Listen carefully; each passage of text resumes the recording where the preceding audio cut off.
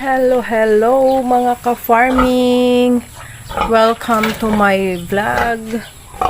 Ayan, magpakain tayo ng mga baboy. Ito si Lola, malapit ng mga anak, ngayong katapusan ng March. At ito naman si Peppa. Lumandi na siya nung last week pero pinalipas natin kasi first time. So, maybe next week lalandi ulit yan. Then, ayan, bibili tayo ng artificial insemination. Ayan, bibili tayo ng similya. So, ito si Lola. Magpakain na ako, guys. Katatapos ko lang kasi maglaba, kaya ayan, medyo padilim na. Ayan, malinis naman ang kainan. Malinis, naglinis. Ayan, ako muna ang nag-aalaga ngayon, guys, ng mga baboy, ng kambing. Di pa pala nainitado yung isang inahin. Kasi nga, nagkasakit si Papa. So, ayan. Ipatong natin ang camera. Ayan. Ay, huwag ka lang babagsak. Babagsak. Dito natin. From a distance. Dapat pala, maingay sila. Hala.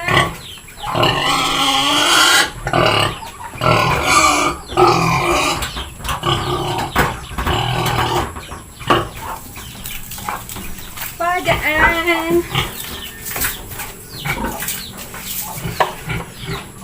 Oh.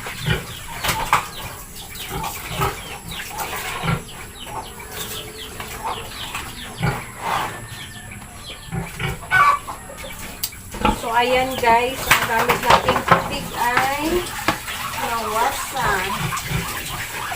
Ayan, naglaruan niya na yung tubig.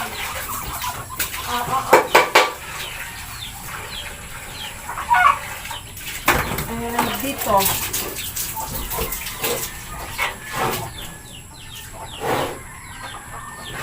Maghihintay na ng pagkain.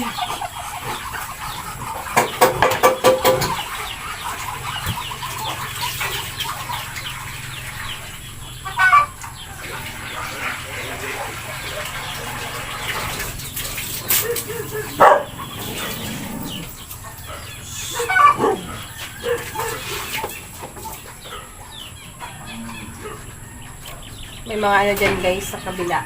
Sa kabila ng aming farm, nagtatanim ng ampalaya.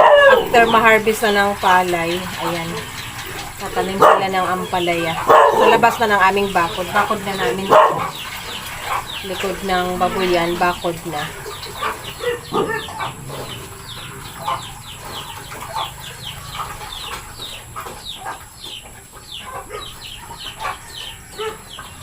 Parang uhaw naman to si Lola.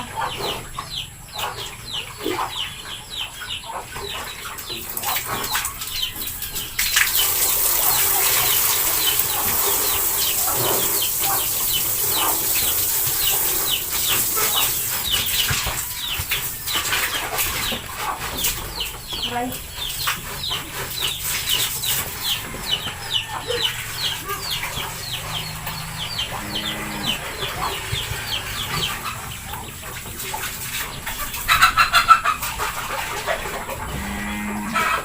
So, magdagdag tayo ng pagkain.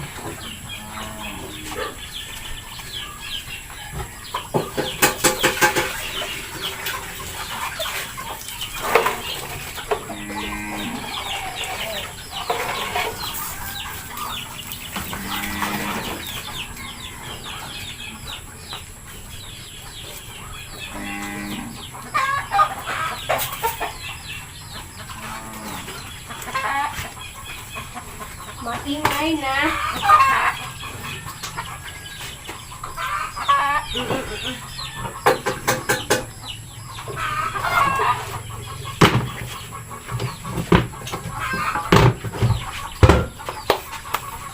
Ayan guys, nakapakain na tayo.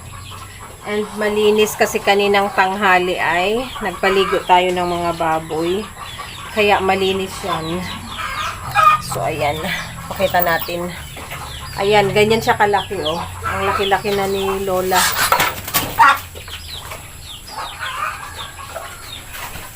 Ayan. Ay, mahulog ang cellphone.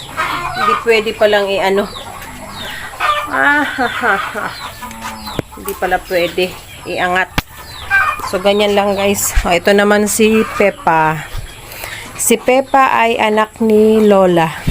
Ito yung sinundan ng pinagbubuntis niya, oh. Ganyan ang ano ng baboy.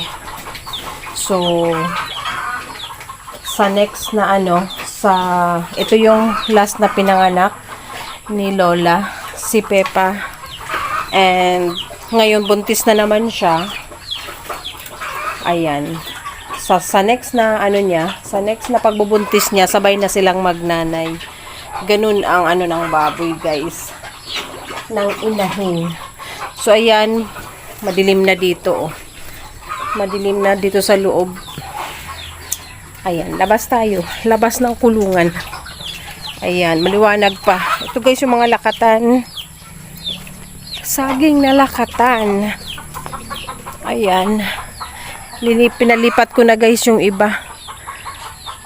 Kasi dati nagkumpulan, pangit din pagkumpulan. So, lahat pinakalat ko na. Andyan, hanggang doon sa kabilang bakod, pinakalat ko na. Para naman next na season na magbubunga siya ay marami na tayo.